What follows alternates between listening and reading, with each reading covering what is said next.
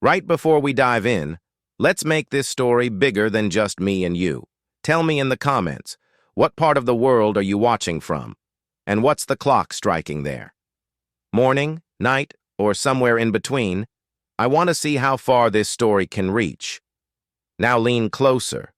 Here's where it all begins. The Arizona sun hadn't yet burned away the morning chill when Jesse Kane felt the weight of 20 years collapse into a single moment. His Winchester rifle, cold metal against weathered palms that hadn't trembled since 1871, pointed at nothing and everything. The barrel tracked the horizon where 3 riders materialized from the dust like specters summoned by old debts. Behind Jesse, collapsed against the hardpan earth, an Apache girl fought for breath. 16, maybe 17 years old. Blood darkened her cotton dress where a bullet had torn through her shoulder. Jesse didn't look down at her, couldn't afford to. The riders were close enough now that he could see morning light catch on their rifle barrels, close enough that he recognized the distinctive paint horse at the center of their formation. Dutch Carver. "She's under my protection now," Jesse said, his voice carrying across the desert quiet like a judge's gavel. "That's how this ends?" Dutch's laugh cut through the stillness, a sound like rocks tumbling down a dry creek bed. "You protecting Apache now, Jesse? After what they took from you?" The words hit harder than any fist. Jesse thought of Elizabeth's grave, of Sarah's, right beside it, of the rag doll he'd never fixed, buried with his daughter because he couldn't bear to look at it another day. "I said what I said." He thumbed the Winchester's lever, letting the metallic click-clack punctuate his words. Dutch's hired guns spread out in a flanking pattern. Professional. Dangerous. "Then I guess we got ourselves a situation, old friend," Dutch said, his voice gone flat. "Been a long time since anyone's seen Jesse Kane draw. Some say you lost it when you lost her." Jesse's hands didn't shake. They hadn't shaken in 20 years. Behind him, the Apache girl gasped. The leather pouch slipped from her fingers. "What's it gonna be, Jesse?" Dutch's hand drifted toward his holster. "You really want to die for some Apache girl you don't even know?" "Different people," Jesse cut him off. "Different time." Dutch straightened in his saddle. His hired guns separated wider, creating a triangle of crossfire. 20 years Jesse had sworn never to do this again. But here, in the breaking light of an Arizona dawn, with a dying girl at his feet and 3 riders coming to kill her, Jesse Kane discovered something that made his chest tight. Some promises were worth breaking if it meant keeping others. His hands didn't shake. They never had. The homestead crouched against the Arizona landscape like a scar against sunburned skin. Stone walls, thick as a man's forearm, a roof of weathered planks and tin sheeting that sang when the wind blew hard. One window facing east toward Redemption Flats, though Jesse Kane couldn't remember the last time he'd looked that direction. 15 miles in any direction. Nothing. The water pump handle fought him. Rust and mineral deposit making every stroke a negotiation between man and metal. Jesse's shoulders worked the mechanism with the patience of someone who'd learned that everything worth having required effort. November in Arizona meant cold nights and deceptive mornings that promised comfort before the day turned brutal. The pump coughed, sputtered, finally surrendered a thin stream of water. In her corral, the mule, Sarah, named for his daughter because grief made men do foolish things, watched with patient judgment. She'd been his daughter's Christmas present in 1869, bought from a trader in Tucson for more money than Jesse could afford. The mule was ancient now, but she was healthy and she was company, and Jesse couldn't bring himself to do what ranchers did when animals outlived their usefulness. He'd failed to protect his human Sarah. He'd be damned if he failed the mule, too. Inside the homestead, on a shelf above the cold stove, sat a photograph in a simple pine frame. Jesse kept it face down, had for 20 years. Couldn't bear to see Sarah's smile, to see Elizabeth's arm around their daughter's shoulders. The bucket filled. Jesse carried it toward the corral, watching the mule drink. "Morning, girl," he said quietly. Then he heard it, distant, barely audible, but unmistakable to a man who'd spent 30 years listening for trouble. A horse, running hard, too hard. The sound grew louder. Jesse could distinguish individual hoofbeats now, could hear the labored breathing of an animal pushed beyond its limits, a quarter-mile away, maybe less. Then the rhythm broke. The horse screamed, a sound of pure animal terror, and then a heavy impact echoed across the mesa. Silence. Jesse stood perfectly still, every instinct suddenly awake. A running horse, a collapse, and now nothing.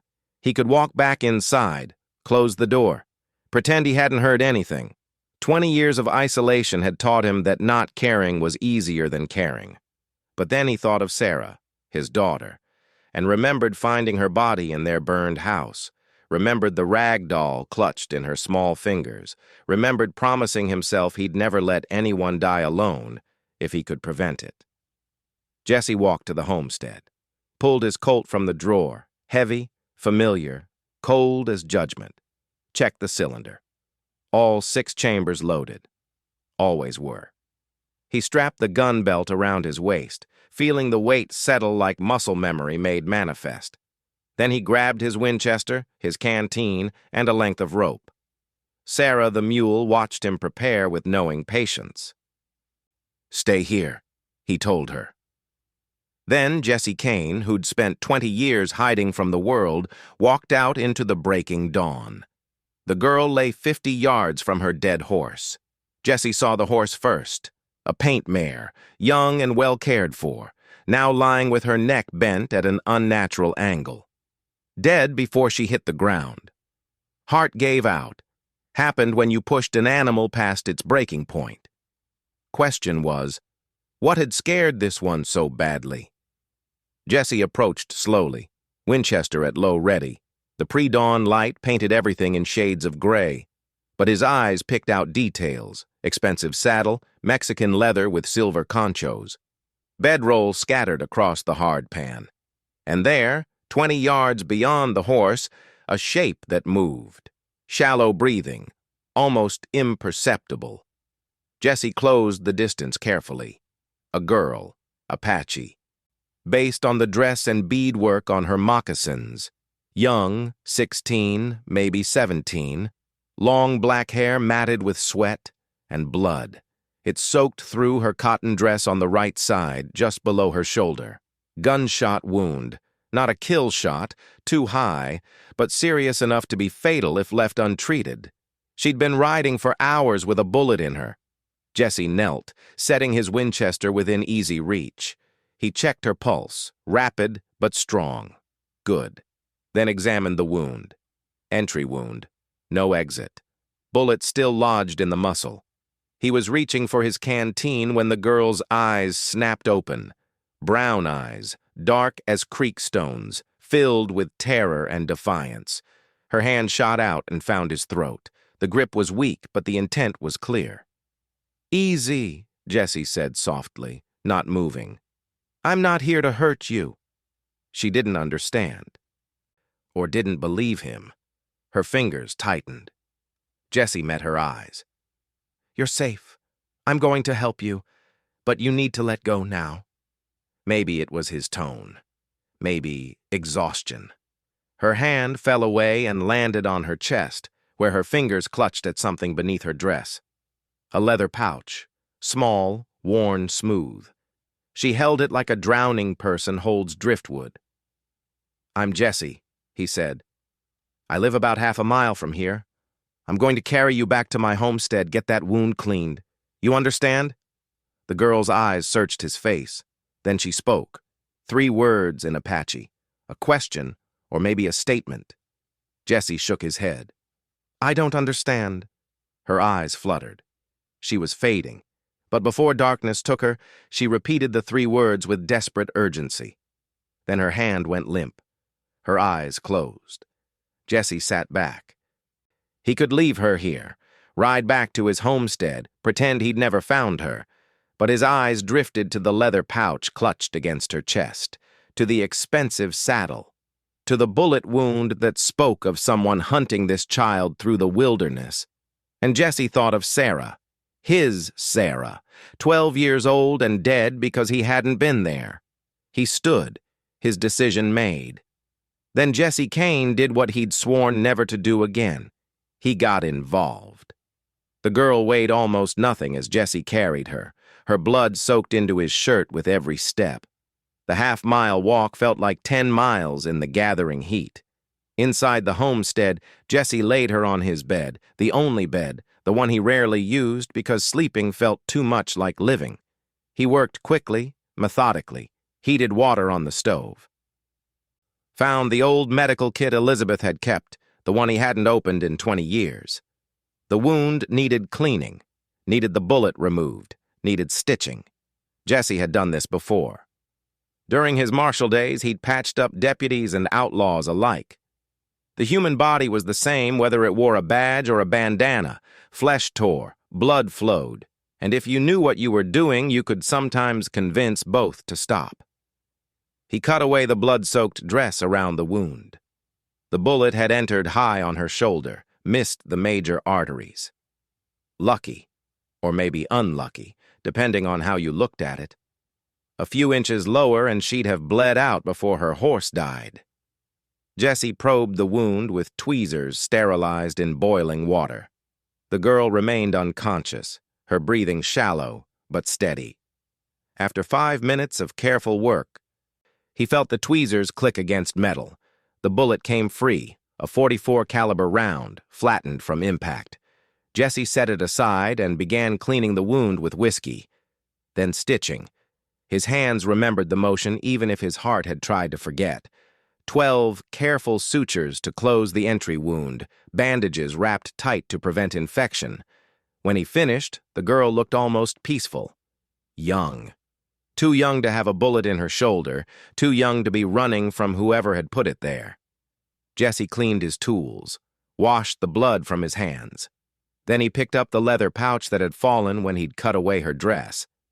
He should wait, should let her wake up and explain. But Jesse's instincts, 20 years dormant but never quite dead, told him that whatever was in this pouch was worth understanding now, before whoever was chasing her showed up at his door. He opened it carefully. Inside, a silver medallion, tarnished with age but still gleaming where the metal caught light. Inscribed on one side, Treaty of 1872, Grant Administration. On the other, Apache symbols he didn't recognize, and beneath them, Chief Tsosi, Peace Agreement. Jesse stared at the medallion, his mind working through implications. 1872. That was the year President Grant had signed several treaties with Apache tribes, trying to prevent another war. Most of those treaties had been broken within a decade, land rights ignored as settlers and mining companies pushed west.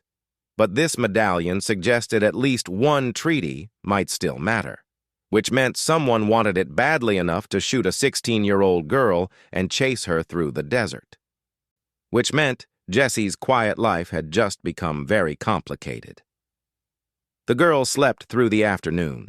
Jesse sat in his chair by the window, the Winchester across his lap, watching the horizon for dust clouds that would signal riders. None came. He made coffee on the stove, strong and bitter, the way Elizabeth used to complain about. Ate jerky that tasted like leather because he'd never learned to cook properly after she died. Checked the girl's bandages every hour, looking for signs of fever or infection. Her breathing remained steady. Color was returning to her face. The human body was resilient, especially young ones. Give it a chance and it would fight like hell to keep living. Jesse knew because his had. 20 years ago, when he'd wanted nothing more than to lie down in the desert and let the sun take him, his body had refused.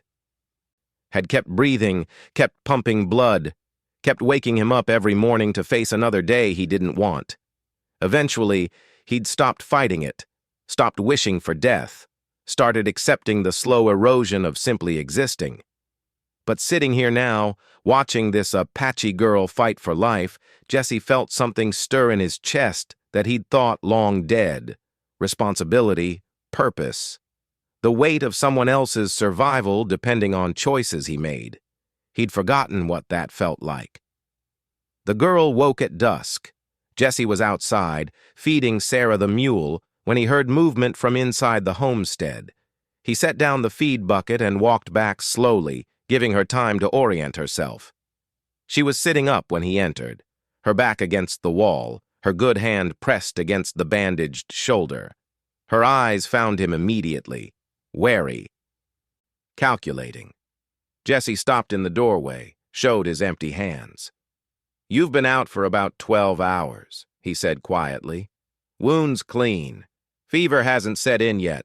You're lucky." She stared at him, unmoving. Jesse gestured to the table where he'd set water and the jerky. "You should eat something, drink.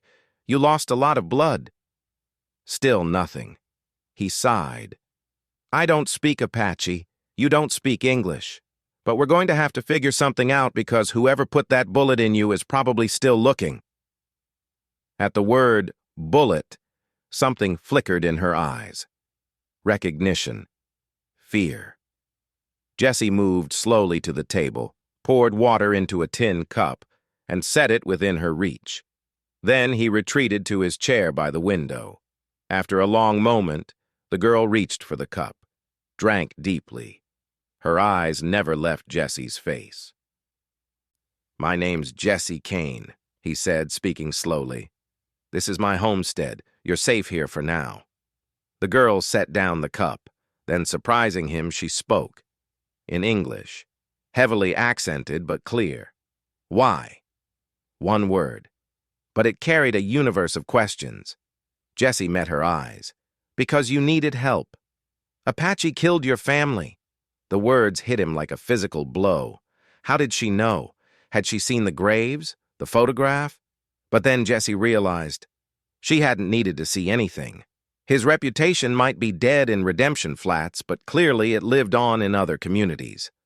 The story of Jesse Kane, Marshal, who lost everything to Apache raiders, was probably told in both white settlements and Apache camps. A cautionary tale about the cost of violence. "Different, Apache," Jesse said finally. "Different time." "You said that before." "To the men who chased me." So she'd been conscious for part of the standoff, had heard him defend her to Dutch Carver. "I meant it," Jesse said. The girl studied him for a long moment. Then she said, "I am Nalin, granddaughter of Chief Tsosi. The men who chased me. They killed my grandfather. They want this." She reached beneath the blanket Jesse had covered her with and pulled out the leather pouch.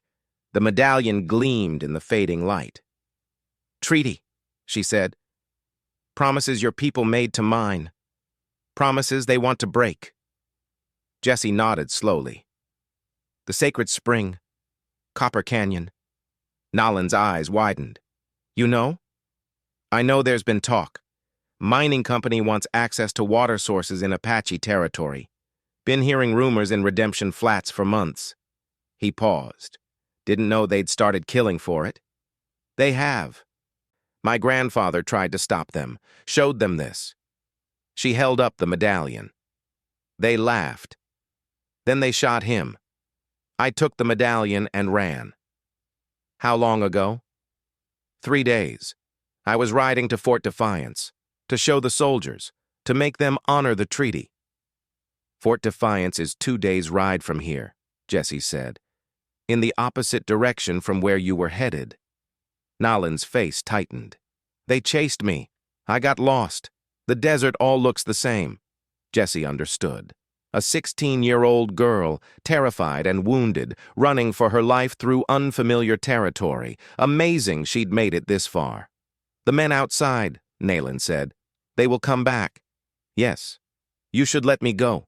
Before they do. I have brought you trouble." Jesse thought about that. Thought about Dutch Carver and his hired guns.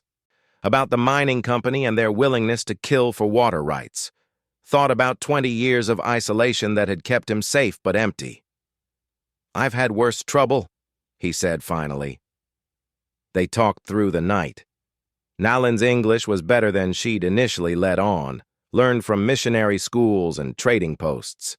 She told Jesse about her grandfather, Chief Tsosi, a man who'd fought in the Apache Wars but had chosen peace when Grant offered the treaty in 1872. The sacred spring was more than water. It was ceremonial ground, burial ground, the heart of her people's territory.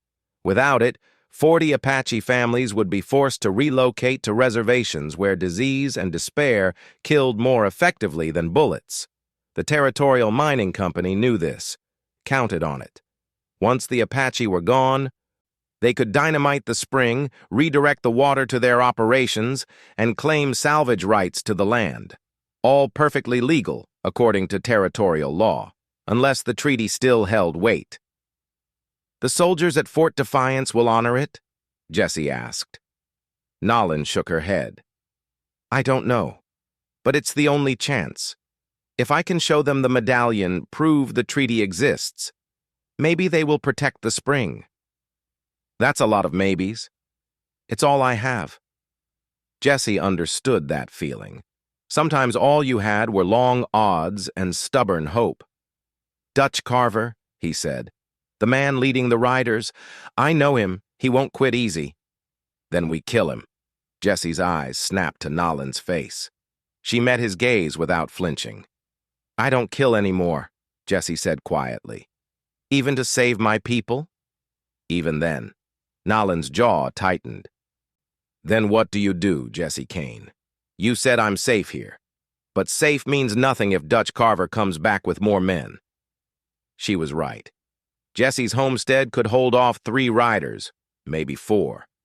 But if Carver went back to Redemption Flats, got reinforcements from the mining company, they'd be facing a dozen guns. No amount of Winchester ammunition would save them then. "We go to Fort Defiance," Jesse said. "Tonight. While Carver thinks I'm still here, still dug in and defending." "I cannot ride. My shoulder—" "You don't have to ride. I've got a wagon. Old, but it'll move. We can make it in 2 days if we don't stop." "And if Dutch Carver catches us on the road?" Jesse stood, walked to the window. Dawn was breaking again. Another red sunrise over the Arizona desert. "Then I'll do what I have to do," he said. "But I meant what I said. I don't kill anymore, not if there's another way." Nalin was quiet for a long moment. Then, "Your daughter, how old was she?" Jesse's chest tightened. 12. I'm 16. Old enough to understand what you lost. Old enough to know that helping me won't bring her back." "I know that." "Then why?" Jesse turned from the window, met Nalin's eyes. "Because 20 years ago, I failed someone who looked like you. And every day since I've been dying anyway. At least today I can live for something." They prepared quickly. Jesse hitched Sarah the mule to the wagon, a rickety contraption he used maybe twice a year for supply runs to Redemption Flats. The wagon bed was rough, but he lined it with blankets, made a nest where Nalin could lie without jarring her wound. He packed supplies: water, jerky, ammunition, his Winchester and his Colt. The medical kit with its remaining bandages and whiskey. Nalin insisted on helping despite her injury. She had a knife, small, sharp, Apache-made, kept it strapped to her calf beneath her dress. Jesse pretended not to notice. "Your grandfather," Jesse said as they worked. "Tell me about him." Nalin's face softened. "He was a warrior when he was young. Fought beside Cochise, killed many white soldiers. But after the treaty, he changed. Said fighting would only bring more death. Better to keep the peace, protect what we had left. Sounds like a wise man." "He was. That's why they killed him. Wise men are dangerous to men who lie." Jesse understood that too. By mid-morning, they were ready. Jesse helped Nalin into the wagon bed, made sure she was comfortable. Then he climbed onto the driver's seat and took up the reins. Sarah the mule snorted, unhappy about the extra work. "I know, girl," Jesse said softly, "but it's important." The mule started forward. The wagon creaked and groaned, but moved. They were 100 yards from the homestead when Jesse saw the dust. 3 riders, coming from the south at a hard gallop. Dutch Carver hadn't waited as long as Jesse had hoped. Jesse snapped the reins. Sarah broke into a trot, the fastest she could manage while pulling the wagon. Behind them, the riders closed the distance with the inevitability of a desert sunset. "How far to cover?" Nalin called from the wagon bed. Jesse scanned the landscape. Open desert for 2 miles, then rock formations that might provide defensible positions. 2 miles. At this pace, they'd never make it. He made a decision. "Hold on," he called back to Nalin. Then he pulled the wagon to a stop, climbed down, grabbed his Winchester.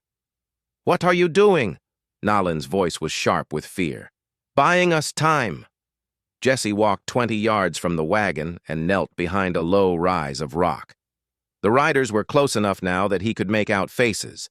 Dutch Carver in the center, 2 hired guns flanking him.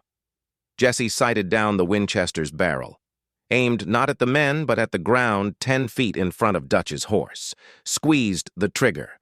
The shot cracked across the desert. Dirt exploded where the bullet hit. Dutch's horse reared, nearly throwing him. The other riders pulled up hard. Jesse chambered another round. Fired again. Another near miss that sent Dutch's men scrambling for cover behind rocks. "Jesse!" Dutch's voice carried across the distance. "What the hell are you doing?" "Leaving," Jesse called back. "And you're not following. That girl's a fugitive. She's wanted by the Territorial Mining Company for theft. She's wanted by you for having something you can't buy." Jesse fired a 3rd shot. This one passed close enough to Dutch's head that the bounty hunter ducked. "I don't want to kill you, Dutch," Jesse said, "but I will if you make me. 20 years, Jesse. 20 years you've been out here playing dead. Now you're drawing on me for some Apache girl?" "Last warning," Jesse said. "Turn around. Go back to Redemption Flats. Tell your mining company friends the treaty holds." Dutch laughed, bitter and hard. "You really think one old Marshal and a half-dead girl can change anything? There's 100 men who'll come after that medallion. You can't stop them all." "Maybe not," Jesse said, "but I can stop you." For a long moment, silence. Jesse kept his rifle trained on the rocks where Dutch and his men had taken cover. His finger rested lightly on the trigger. Then Dutch's voice, quieter now. "I saved your life once, Jesse. Pulled you out of that burning building during the Dalton raid. You owe me." Jesse thought about that. Thought about debts and honor and the complicated math of men who'd ridden together before the world went wrong. "I know," Jesse said. "That's the only reason you're still breathing. But the debt's paid now. We're even." Another pause, then the sound of horses moving. Jesse tensed, ready to fire, but the horses were moving away, south, back toward Redemption Flats. Dutch Carver's voice drifted back one last time. "This isn't over, Jesse. You know that." Jesse lowered the rifle, watched until the riders disappeared into the heat shimmer. Then he walked back to the wagon, where Nalin was watching with wide eyes. "You let them go," she said. "Yes." "They will come back. With more men." "Yes." "Then why?" Jesse climbed onto the driver's seat, took up the reins. "Because I meant what I said. I don't kill anymore. Not if there's another way." He snapped the reins. Sarah started forward. "And there's always another way," Jesse said, though he wasn't sure if he was talking to Nalin or himself. They traveled through the day, the wagon creaking and swaying over rough terrain. Jesse pushed Sarah as hard as he dared, knowing that every mile between them and Dutch Carver was a mile closer to safety. By nightfall, they'd covered 15 miles.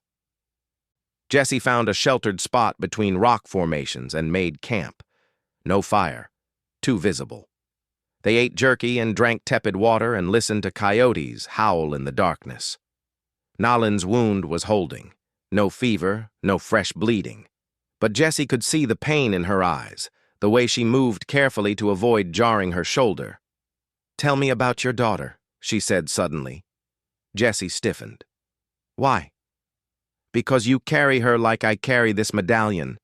Something precious that hurts to hold. Jesse was quiet for a long time. Then, her name was Sarah. She was 12. Loved horses and rag dolls and wildflowers. Smart as a whip. Kind to everyone, even people who didn't deserve it. How did she die? Apache raiders. They were angry about settlers moving onto hunting grounds. Took it out on my family while I was away tracking outlaws. I'm sorry, Nalin said softly. Me too. Is that why you stopped being a marshal? Because you couldn't protect her? Jesse nodded. What's the point of being the fastest gun if you can't protect the only things that matter? Nalin shifted, wincing as her shoulder protested. My grandfather told me something once. He said the worst thing about war isn't dying. It's living afterward with all the reasons you fought. Jesse looked at her, 16 years old and already carrying wisdom that took most people a lifetime to learn. Your grandfather was a smart man, he said. Yes, that's why they killed him. They fell silent. Above them, stars wheeled across the desert sky. The same stars that had watched Sarah die, that had watched Jesse spend 20 years in exile, that would watch long after both he and Nalin were dust. Some comfort in that, some perspective. Jesse, Nalin said, when we get to Fort Defiance, if the soldiers don't honor the treaty, what then? Jesse didn't answer immediately. He'd been thinking about that same question. Then we find another way, he said finally. You keep saying that. Another way. But sometimes there is no other way. There's always another way. You just have to be willing to look for it. Nalin studied his face in the starlight. You really believe that? I have to, Jesse said. Because if I don't, then everything I've done for the last 20 years, all that isolation, all that grief, it was just cowardice dressed up as mourning. They broke camp at first light. Jesse was helping Nalin into the wagon when he heard it, the unmistakable sound of rifles being cocked. He froze, slowly raised his hands. Smart move, Jesse. Dutch Carver's voice came from behind a rock formation to their left. Now step away from the wagon. Jesse turned. Dutch and 4 men, not the original 3, but reinforcements, emerged from cover. All armed, all pointing weapons at Jesse and Nalin. I told you this wasn't over, Dutch said. He looked older in the morning light, tired, but his rifle was steady. I let you go, Dutch, Jesse said quietly. I know. That was your mistake. Should have killed me when you had the chance. Now you're outnumbered and outgunned, so here's how this plays. The girl gives me the medallion. You get to ride away. Nobody dies. Can't do that, Jesse said. Then you'll die for nothing. That what you want? Die for some Apache treaty that stopped mattering 15 years ago? Jesse's mind raced. 5 men, all with clear shots. His Winchester was in the wagon, 20 feet away. His Colt on his hip, but he'd be dead before he cleared leather. No way to fight, but maybe another way. The treaty matters, Jesse said, his voice carrying across the rocks. It matters because we signed it, because we gave our word. And if our word doesn't mean anything, then neither do we. One of Dutch's hired guns shifted uncomfortably. Young kid, maybe 20. Jesse focused on him. You know why I stopped being a marshal? Because I learned that violence doesn't solve anything. It just creates more violence, more graves, more grieving fathers and dead daughters. Touching speech, Dutch said. But you pull those triggers, Jesse interrupted, and you're not just killing me. You're killing the idea that honor still exists in this territory, that men can keep their promises, that treaties aren't just paper to be burned when they become inconvenient. Another hired gun lowered his rifle slightly. Dutch noticed, snapped, "Keep that weapon up!" But doubt had entered the equation. Jesse pressed his advantage. You men get paid what? $50? $100? For hunting a 16-year-old girl and stealing a treaty that protects 40 families from dying of thirst? Jesse shook his head. That the legacy you want? That the story your children will tell? We don't have children, the young hired gun said quietly. Not yet, Jesse agreed. But you will. And someday they'll ask what you did in the Arizona Territory in 1891. You want to tell them you murdered an old marshal and a wounded girl for mining company money? Silence. The hired guns exchanged glances. Dutch saw his control slipping. Jesse's playing you. He's a talker, always has been. Don't listen. How much is the mining company paying you, Dutch? Jesse asked. To kill Chief Tsosi's granddaughter? To destroy a sacred spring? What's the going rate for a man's soul these days? Dutch's face reddened. You self-righteous son of a... $500, one of the hired guns said suddenly. He gets $500. We get $50 each. Dutch whirled on the man. Shut up! But the damage was done. The hired guns were looking at Dutch now, not Jesse, doing the math, realizing they were risking murder charges for wages while Dutch collected a bounty. Jesse saw his opening. Walk away, he said to the hired guns. Right now, go back to Redemption Flats. Tell the mining company you couldn't find us. You're just hired help. They can't touch you for failing a job. They'll blacklist us, the young one said.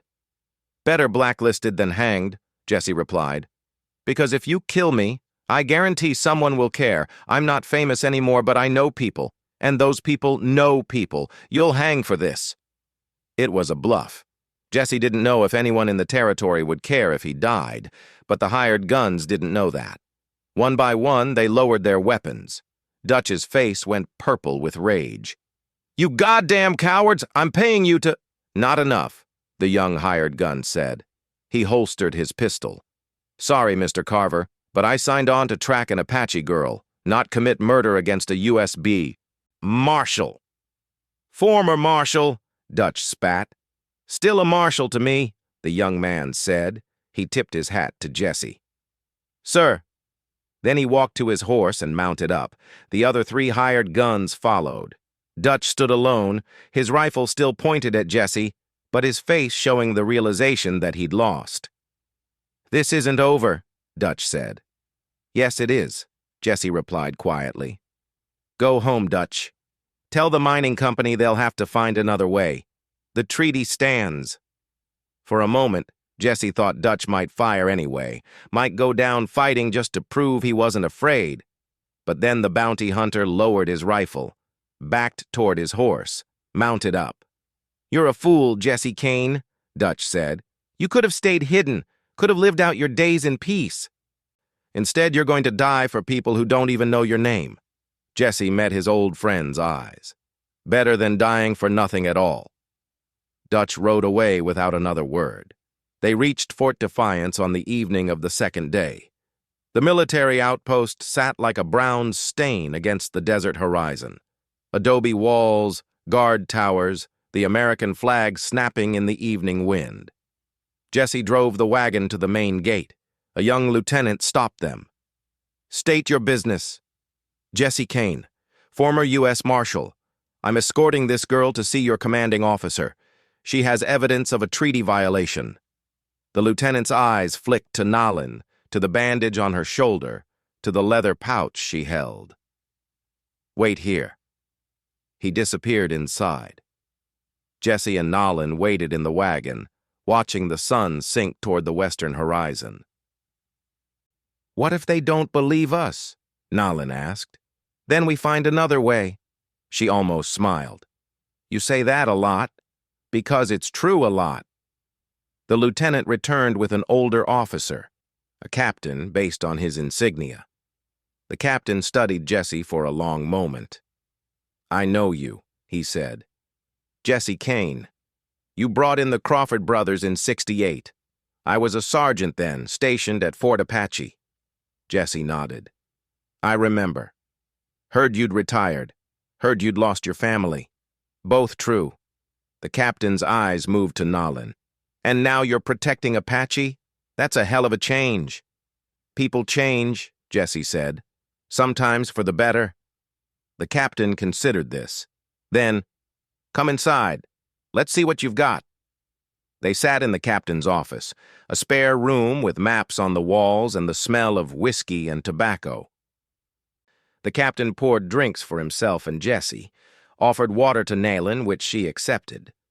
Nalin told her story about Chief Tsosi, about the sacred spring, about the mining company and the men who'd killed her grandfather and chased her through the desert. Then she produced the medallion. The captain examined it carefully. His face was unreadable. "This is authentic," he said finally. "Grant administration, 1872. I've seen others like it." "Then you'll honor it?" Nalin asked, hope lighting her eyes. The captain sighed, took a long drink of whiskey. "It's not that simple. The treaty grants your people water rights to the spring. But the Territorial Mining Company has mineral rights to the land around it. Legally, they can redirect water flow as part of their mining operations." "That's a loophole," Jesse said. "That's the law," the captain replied. "I don't like it any more than you do, but my hands are tied, unless there's clear evidence of murder." "They killed my grandfather," Nalin said, her voice rising. "I saw them." "You saw men who worked for the mining company. That's different from the company itself ordering a killing. Without proof, without witnesses beyond you, there's nothing I can do."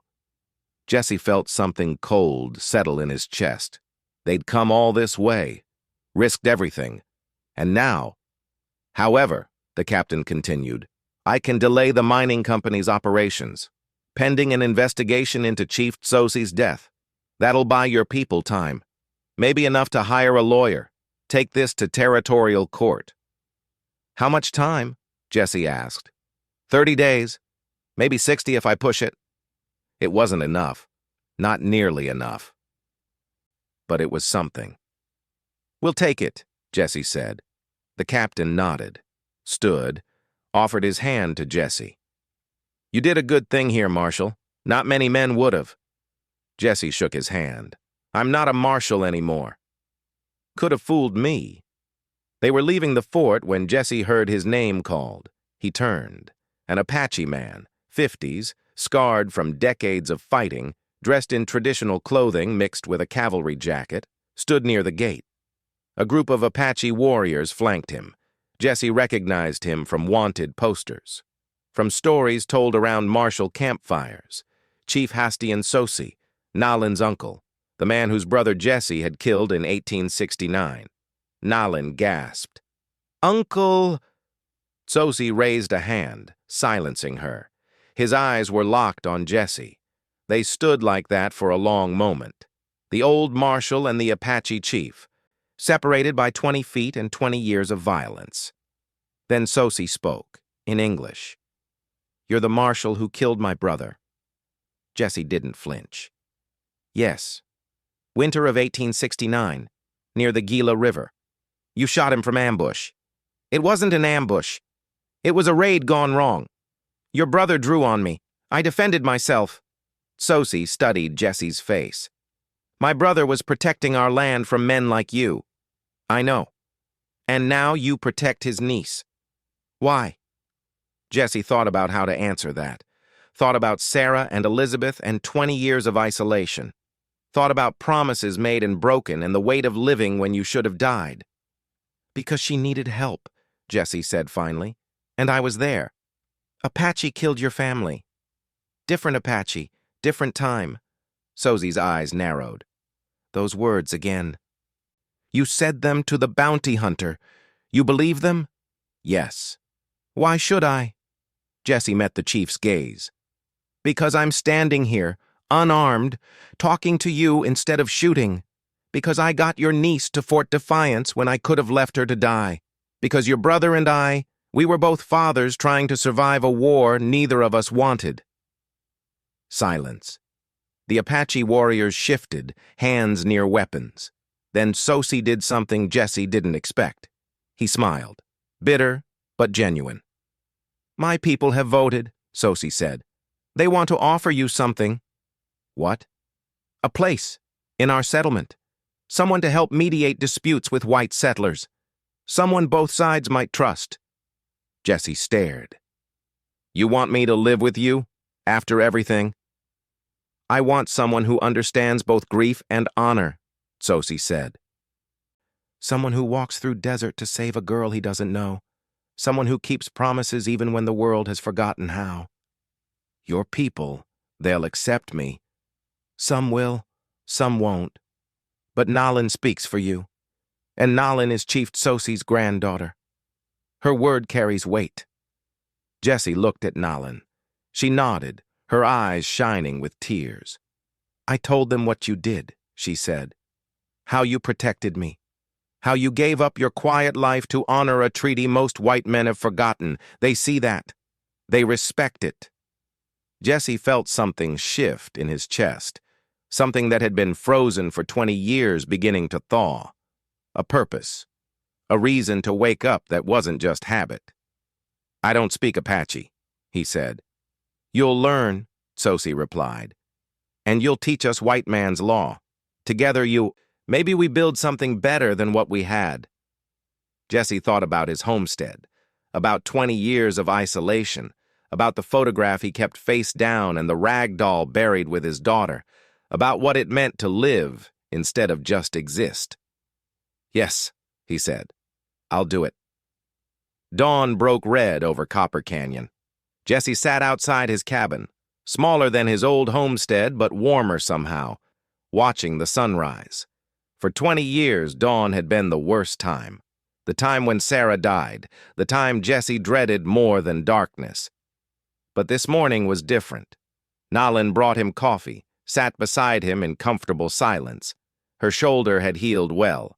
She could use the arm again, though it still ached when storms rolled in. They'd become an odd pair, the old gunslinger and the young Apache girl. She taught him her language. He taught her English law.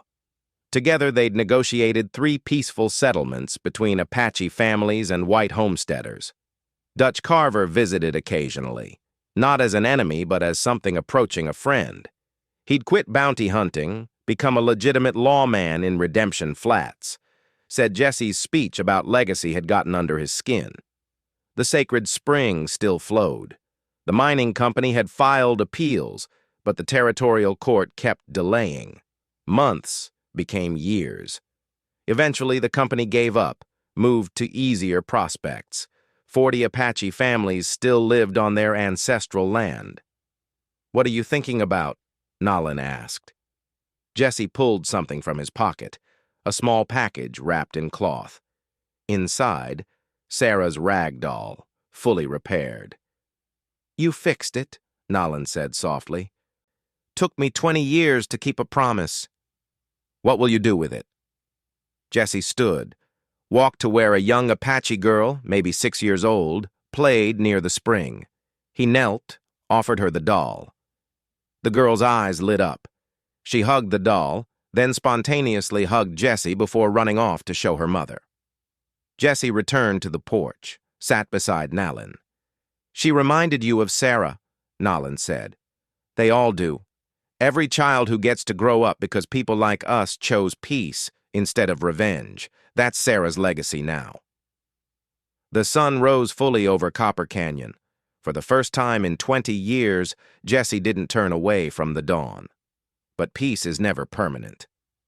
3 weeks later, trouble arrived. James Walker Townsend III, head of Territorial Mining Company, came to the settlement with 20 armed men, not to negotiate, to take. This land belongs to my company, Townsend announced, sitting on his horse like he owned the desert itself. I have legal documents, I have territorial approval, I have the right to redirect this water. Sosi stood before him, flanked by Apache warriors. Jesse stood beside the chief, Nalin on his other side. You have paper, Sosi said. We have treaty, signed by President Grant. Treaties can be renegotiated. Times change. So do men, Jesse said quietly. Townsend's eyes found Jesse. Ah, the famous Jesse Kane. I've heard about you. Washed up Marshal playing Indian. Pathetic. Jesse didn't respond, just waited. Townsend gestured to his men. I'm giving you 1 hour. 1 hour to gather your people and leave. After that, we start dynamiting the spring. No, Sosi said simply. Then you'll be removed by force. Sosi studied Townsend for a long moment. Then he spoke to his warriors in Apache. They dispersed, moving to positions around the spring. Townsend's face reddened. "You're declaring war? Against the United States?" "No," Sosi said. "I'm offering you a test." He explained the Apache tradition, the test of stone and shadow. A man walks a narrow canyon path while warriors throw stones. If he flinches, draws a weapon, or falls, he fails. If he completes the path, he proves his honor. "If one of your men completes the test," Sosi said, "we'll leave. Peacefully. The spring is yours." Townsend laughed. "And if he doesn't? Then you honor the treaty and leave us in peace." Townsend looked at his men. None met his eyes. The test of stone and shadow was legendary, brutal, dangerous. Most men who attempted it ended up crippled or dead. "I'll do it," Jesse said. Everyone turned to stare at him. "Jesse, no," Nalin began. "I'll do it," Jesse repeated. "But not for the mining company, for the treaty. To prove that honor still matters." Sosi studied Jesse's face. "You understand what you're offering? If you fail, my people lose everything." "I understand." "And if you succeed? Then Townsend honors the treaty. And we all go home." Townsend started to object, but one of his men cut him off. "Let the old man try. I want to see this." They assembled at noon. The canyon path was barely 2 feet wide, stretching 100 yards over a 50-foot drop. 20 Apache warriors lined both sides, each holding smooth river stones. Jesse removed his gun belt, handed it to Nalin. "You don't have to do this," she whispered. "Yes, I do." "Why?" Jesse thought of Sarah, of 20 years spent hiding, of promises made at graves and debts that could never be repaid. "Because I made an oath at dawn 20 years ago. Promised my daughter I'd come home. Broke that promise. But I can keep a new promise. To you. To your people. To the idea that honor isn't dead just because hope feels lost." He stepped onto the path. The first stone whistled past his ear. So close he felt displaced air. Jesse didn't flinch. Took another step. Second stone struck his shoulder. Third clipped his temple, drawing blood. Every instinct screamed at him to dodge, to dive, to fight. But he kept walking, one foot in front of the other, arms at his sides. Dutch Carver, watching from beside Townsend, muttered, "He's lost his mind." Nalin, tears streaming, "No, he's found it." Halfway across, a stone struck Jesse's knee. He stumbled, but didn't fall. Blood ran down his face from the temple wound. In that moment of pain, Jesse had a vision. Sarah at 12, standing at the end of the path, holding her rag doll. Not speaking, just watching. Jesse realized. This wasn't about proving courage to Sosi. It was about proving to himself that he could face fear without violence, that he could protect without killing. For 20 years, he'd been frozen in the moment he failed Sarah. This walk was his first step forward since her death. Stones came faster. Jesse's ribs cracked. His left hand broke from a direct hit. But he didn't stop. At 10 yards remaining, he dropped to one knee. Dutch started forward. "That's enough!" Jesse raised his broken hand. "No! I finish this." He rose, walked the final yards. Sosi threw his stone, hard, aimed at Jesse's chest. Jesse took the impact, stumbled backward toward the edge. For a moment, he teetered on the precipice. Then he regained balance and stepped off the path onto solid ground. Jesse collapsed to his knees, gasping. Sarah's vision faded, but this time she was smiling. Sosi approached, spoke in Apache, then English. "You walk like a man who's already dead, but today you've proven you can still live." Jesse threw bloody lips.